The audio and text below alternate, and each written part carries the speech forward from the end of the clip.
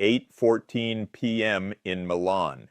The opening ceremony of the 2026 Winter Olympics is unfolding exactly as the Games are designed to be: formal, emotional, and, at least in theory, separate from politics.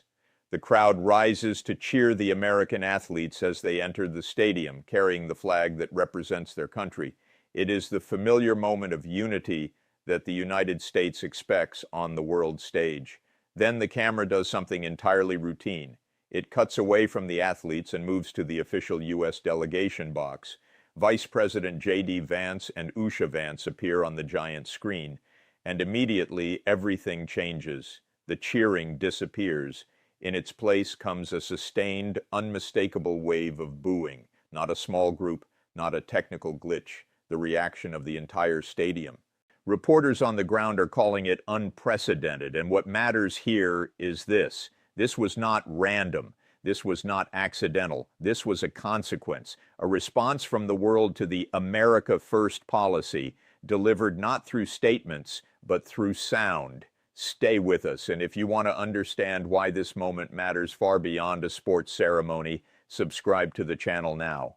Now let's look directly at the road that led to that moment in Milan, because this was not an emotional outburst by a crowd, and it was not a media accident. It was the logical outcome of a series of policy choices made, repeated, and pursued despite months of warnings.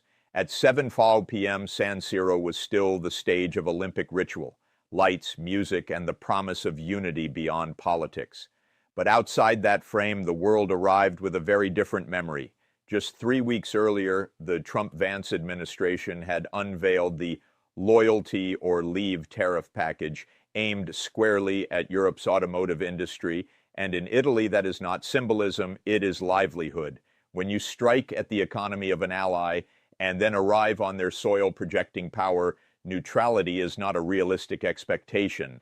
By 7:45, the vice president's motorcade entered the VIP area. Italian officials kept their distance, no smiles, no familiar gestures. This was not discourtesy, it was diplomacy. The White House's insistence on a security perimeter that exceeded local protocols only reinforced the sense that this was not a visit by a partner, but a performance of power without consent. Then came the decisive moment. The American athletes were warmly welcomed, and that distinction matters. The world was not booing America. It was drawing a clear line between those who compete in the nation's name and those who govern in the name of power. When the camera shifted to the VIP box at 8:15, the response was immediate. No hesitation, no testing of the waters. The boos arrived like a verdict already rendered. The Associated Press and Reuters reported the same thing. The entire stadium, no safe section, no fringe element to dismiss. And this is the core of it. This was not opposition to a single policy. It was the withdrawal of legitimacy. A government can survive criticism. But when an international crowd collectively says, "We do not respect you," that signals something essential has run dry. While the White House continued talking about winning, Milan delivered the only test power that cannot spin, the spontaneous reaction of a global public. And in that test, the Trump-Vance administration failed at the one thing power ultimately depends on: acceptance. Now, this is the crucial point, and to understand the gravity of what happened, you have to understand how an Olympic opening ceremony is choreographed. These events are scripted down to the second. They exist as safe buffers for politicians, places where ritual and the performance of global unity usually shield leaders from the political reality outside the stadium. But at 8:14 p.m. Central European Time, that script collapsed. Team USA, young, hopeful, had just completed their march. The San Siro erupted in applause. That response was for the athletes, not for the administration. And then the control room made the decision that would define the night. The camera cut to the VIP box. The screens inside the stadium rise 6 stories high. When J.D. Vance's face appeared, the reaction did not hesitate. There was no testing, no gradual build. It was a wall of sound. International media described the reaction as unified and total. Peter Hamby, a reporter for Puck, quoted a witness inside the stadium. Huge boos for J.D. Vance in Milan. My God, the entire stadium booed J.D. Vance and his wife. It was insane. What matters here is this. The American athletes were not booed. The message could not have been clearer. The crowd distinguished between America and those governing in America's name. Watch J.D. Vance's face closely. For the first few seconds, he holds the familiar campaign smile, the smile of someone who believes that if he just stands firm, the moment will pass. Then his eyes shift. He looks toward Usha Vance. Usha Vance does not wave. She freezes, and in that moment it becomes clear that she understands something her husband has not yet fully grasped. This is not a media hiccup. This is a public verdict. Why was the reaction so severe? Because just 4 days before the opening ceremony, according to diplomatic sources cited by European media, the Trump administration had threatened to withdraw U.S. NATO security support during the Olympics unless Italy agreed to a new punitive tariff on textile exports. In other words, the Olympics were put on the bargaining table. The crowd was not booing a man. They were booing a method. The boos were so loud that the stadium announcer was forced to stop. The camera lingered on the VIP box for 10 seconds. 10 seconds in which the Vice President of the United States appeared isolated, abandoned, and completely stripped of diplomatic insulation. Then came a detail diplomats understood immediately. Italian President Sergio Mattarella, seated nearby, did not lean in. He did not smile. He made no gesture of reassurance. He adjusted his glasses and stared straight ahead. In diplomacy, deliberate silence is often the clearest message of all. By 8:30 p.m., the response from Washington began. Aboard Air Force One, when asked about the booing of J.D. Vance, Donald Trump replied, "No, really? That's surprising because people like him, but anyway, he's overseas, not a defense, not shared responsibility, a separation from the consequences." Meanwhile, controversy surrounding the possible presence of DHS and ICE-linked personnel in Milan intensified public outrage. Protests erupted under the slogan, "ICE out." The mayor of Milan stated that ICE agents were not welcome. Italy's interior minister confirmed that U.S. personnel were present under international agreements, but emphasized that they were not exercising policing authority. Some athletes spoke out as well. Gus Kenworthy publicly opposed ICE on social media.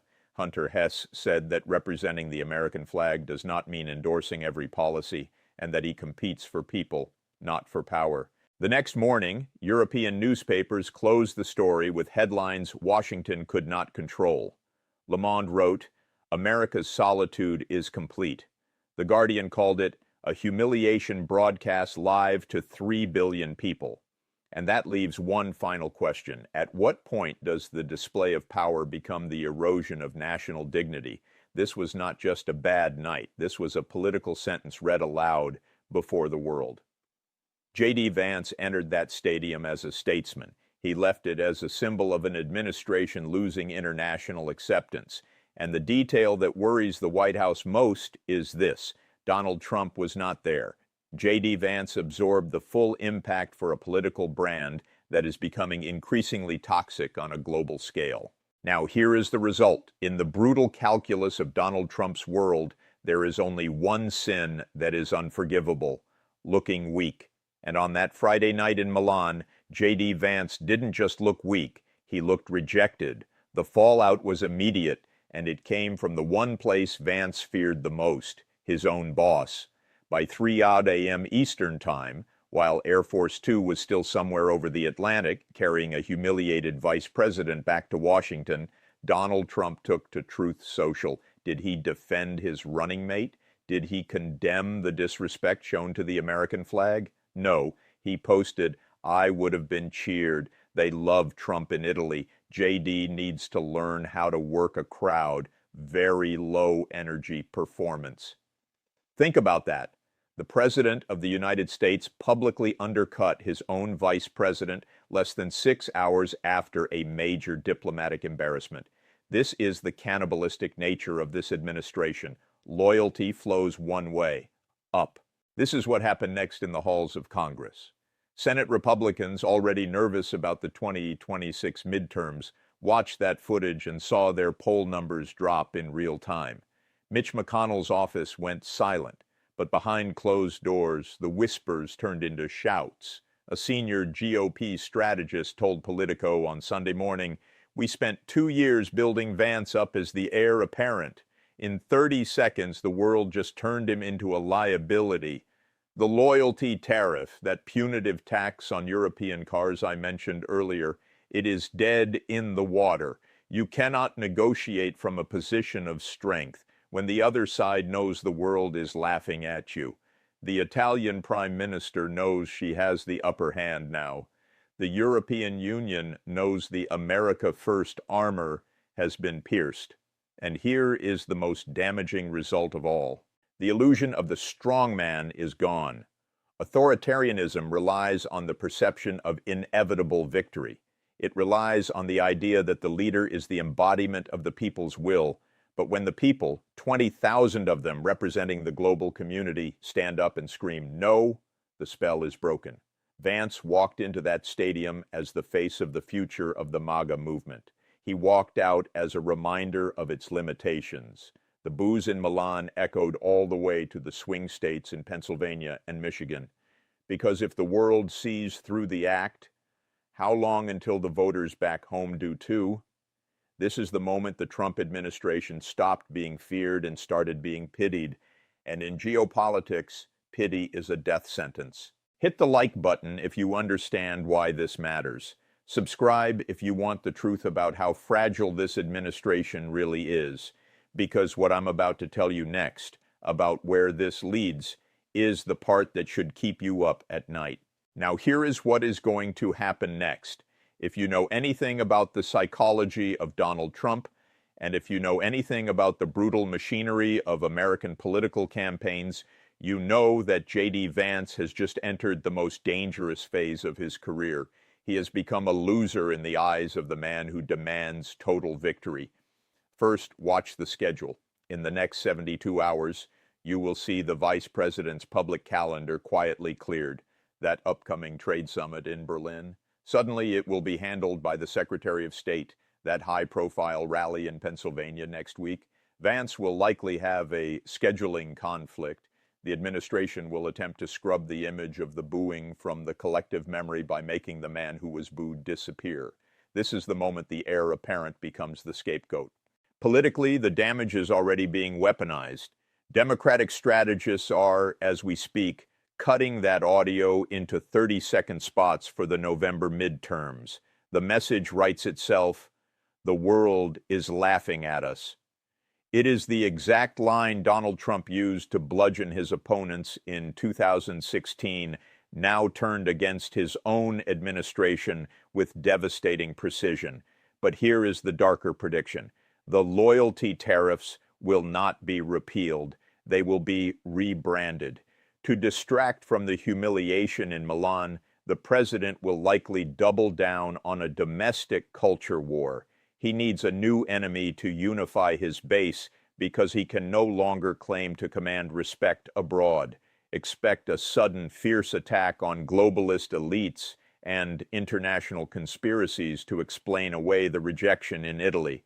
They will say the crowd was planted. They will say the audio was faked. They will retreat into a fantasy world where they are still the heroes. And pay close attention to the Senate Republicans. Mitch McConnell's successor is looking at the polling data in the Rust Belt, states that depend on international trade. They see that Vance, the supposed champion of the working class, is now toxic to the very trade partners those workers rely on. You will see a quiet distance. Republican candidates in swing districts will start declining joint appearances with the vice president. The tension inside the West Wing is about to explode. Trump cannot fire Vance, he's on the ticket, but he can freeze him out. We are looking at a vice presidency that is effectively over in terms of influence, 2 years before the term ends. The question you have to ask yourself is this: if the vice president of the United States cannot walk into a stadium without being humiliated, how can he walk into a negotiation room and demand respect? Hit the like button if you see the danger here. Subscribe now, because next I'm going to wrap this up and tell you exactly why this single moment in Milan might be the beginning of the end for the MAGA grip on power. For years, we have been told that America first meant respect. We were told that to be taken seriously again, the United States had to be rougher, louder, more willing to insult, to tariff, to threaten, that only by inflicting pain on others could we prove our strength. And then came a cold night in Milan. 20,000 people from all over the world delivered a final verdict. And it was not fear, it was not admiration, it was total rejection. Why does this moment matter? Why should a few minutes of booing in a stadium stop us in our tracks? Because no nation can lead a world that is laughing at it. The Trump-Vance administration spent political capital as if it were infinite, burning bridges with allies to sustain a domestic strongman myth. But politics, like physics, has gravity, and the boos aimed at J.D. Vance were the sound of the bill coming due. They were the sound of soft power evaporating. They were the world reminding us of a basic truth. You can coerce a trade deal, you can threaten a NATO ally, but you cannot force free people to applaud a government that represents isolation. This was not just a bad optics moment. This was a real-world stress test of the entire MAGA worldview, and it failed decisively. The image of the Vice President of the United States standing alone in a glass enclosure, frozen by the contempt of the world, has now become the defining image of this term. It strips away the carefully constructed tough guy facade and reveals the emptiness and isolation underneath. Donald Trump promised to make the world respect America. Instead, he sent his vice president to Milan to become the punchline of a global joke. And the most bitter part? Trump is probably laughing too, relieved that the man trapped in that glass box was not him. That is the state of our union tonight. A vice president humiliated abroad, a president mocking him at home, and a world that has decided to move forward without the United States. If anyone still tells you that America first is delivering respect, don't argue. Just show them the video from Milan. The sound of that crowd is the only fact check you need.